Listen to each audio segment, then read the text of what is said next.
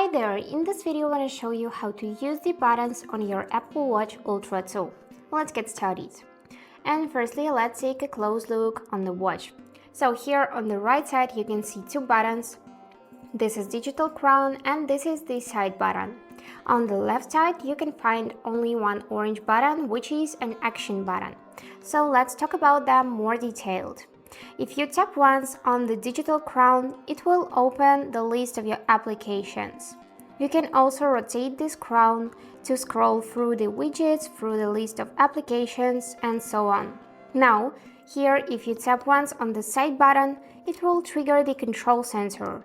Here you can manage all of your data, you can silence notifications, you can also change the volume, use flashlight, and so on. Also, you can see this edit option, and here you can add some features just by clicking on the plus and then confirming by tapping this done button. If you tap this side button again, it will close the control center. Now, if you tap twice this button, you will see your cards, or you can use your Apple Pay like that. If you tap twice on the digital crown, it will open all of your recently opened applications. If you want to close it, just swipe left like that and close your applications.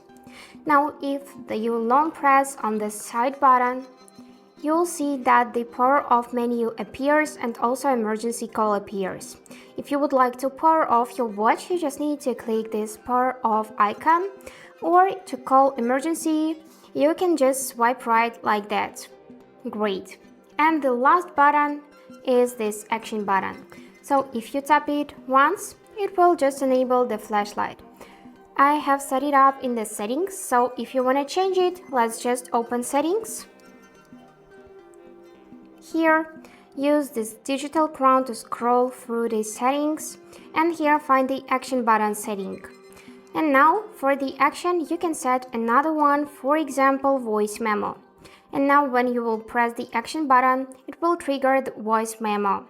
To stop it, just press it again like that, and also long press on this button, and you'll see all of the features. And you can switch to the translate one, for example. And that's it for today.